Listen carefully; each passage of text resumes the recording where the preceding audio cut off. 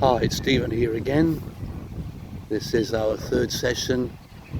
I'm talking about stress, depression and anxiety. And this evening I'm sitting here in front of Omeo Beach. It's a beautiful Mackay summer's evening. Lots of people are here having their dinner on the beach. And I see some people have ventured to go into the water despite the warning of sharks and crocodiles. Some people are very brave or they're very stupid, but I'm not going in for a swim. I want us to focus tonight on anxiety. I suffered from it myself for many, many years, and it was so debilitating. Got so bad I was hospitalized and I was on so many drugs, but I found that nothing much worked. And on the course of my journey, I came across a kinesiologist, something I'd never heard of. And this kinesiologist said he felt he could help me overcome my issues.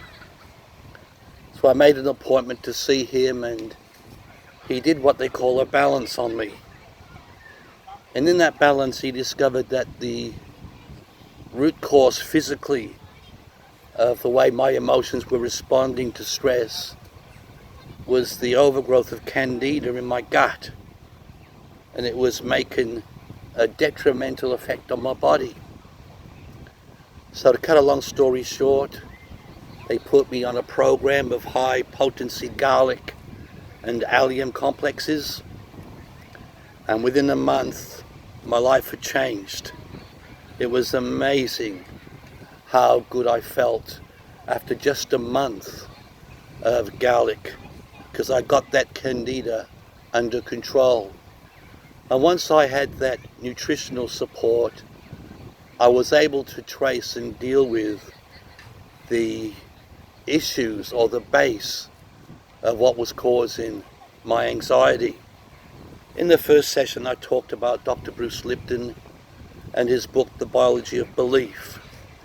And what you believe affects the biochemistry of your body. It affects how your body works, how your mind functions, and how you behave.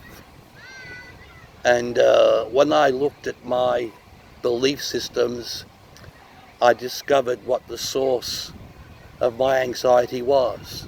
And it was essentially a wrong belief system based in the religion that I was brought up in. You know, anxiety really is nothing more than fear expressing itself as reality. It may not be reality, but it becomes our reality, and that's why we have panic attacks, anxiety attacks. That's why we have so many issues when it comes to our belief systems. And once I began to understand that this fear that was based in a wrong understanding of my faith, I began to address that and change my beliefs by looking at what was truly true. And I'm reminded of the saying of Jesus where he said these words, "You shall know the truth, and the truth shall set you free." You always know people who have got a sense of truth in their lives because it reflects in the freedom that they have in the way they live. And though I talked about truth and declared truth, I was walking evidence that I was not walking in truth because I was living a lie, I was believing a lie, and my panic attacks verified that. And along the way, I had to look at the essence of my anxiety and the fear that was behind it all, and ultimately it came down to a fear of death. And I know so many people that when they have panic attacks, they often think they're going to die, and it's really awful, that whole sensation. But right in the end, I thought, I'm going to embrace this fear. I'm going to embrace this darkness. And so when I thought about the ultimate end of my life and the judgment and condemnation, I began to embrace it and say, well, if this is what it is, so be it. And as I embraced it, I suddenly found it lost its power over me. But what I did when I looked at the darkness, I made sure that it saw beyond it the light. And my background is a Christian background, and I believe that the words of Jesus when he said, I am the resurrection and the life, he that believes in me, though he were dead, yet shall he live. And I thought, well, I will die, that's the end of my anxiety, but ultimately I will live again and it'll be great. And once I got to that place, my anxiety lost its power. I believed what was true. I got rid of what I call now that holiness anxiety, and I was set free. I'm sitting on the beachfront here, and it's interesting to note that there are signs everywhere that say, beware of the sharks, beware of the crocodiles. And people who have panic attacks or in a heightened state of anxiety, it's because their adrenal system is really so much adrenaline that they're in the fight, flight, freeze mode. And that is a necessary thing in the body. If I'm sitting here now and I see a crocodile come up on the grass from the beach, I will go into either fight, flight or freeze mode.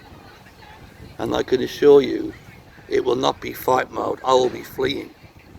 So my adrenal system will just release cortisone to give me incredible strength. It'll increase my heart rate, enable me to breathe better. It will take strength through blood to my legs, and I'll be able to run and get out of there. But once the danger subsides, my body will return to normal, and I will lose that adrenal rush.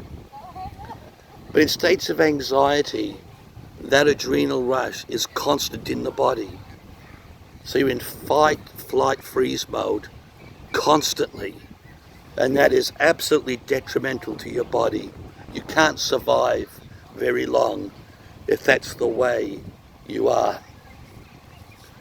You shall know the truth, and the truth shall set you free.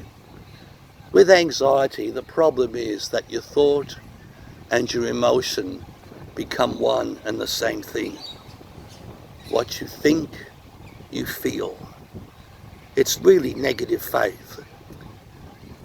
If you can reverse that so that what you think and you feel is based in faith, is in line with your Creator, in line with universal principles, then your mind and your body will reflect the benefit of that by giving you a sense of peace and a sense of joy.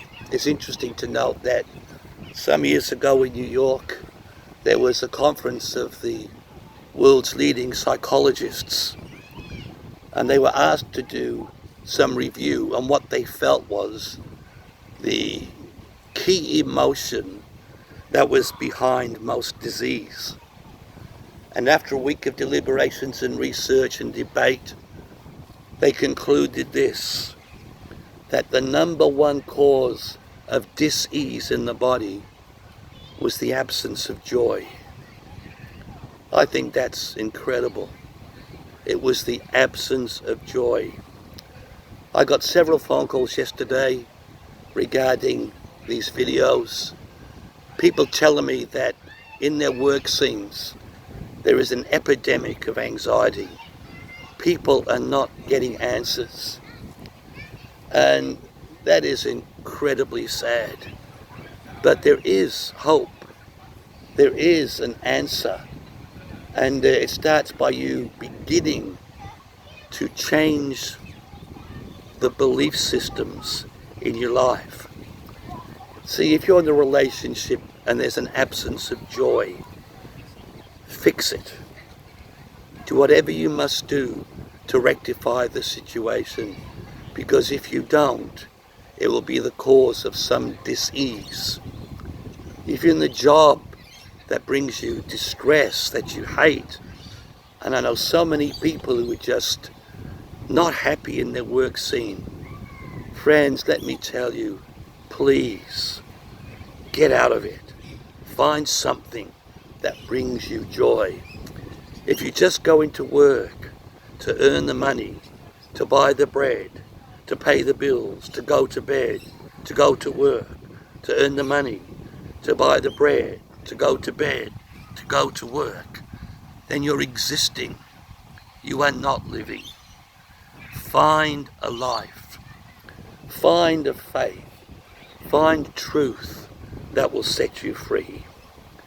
And on the physical side of it, get that service kit of vitamin B, calcium, magnesium, and vitamin C, because it will go a long way in helping you physically deal with what you have to deal with emotionally. This is Steve Coneybear signing off. Talk to you again soon. Bye for now.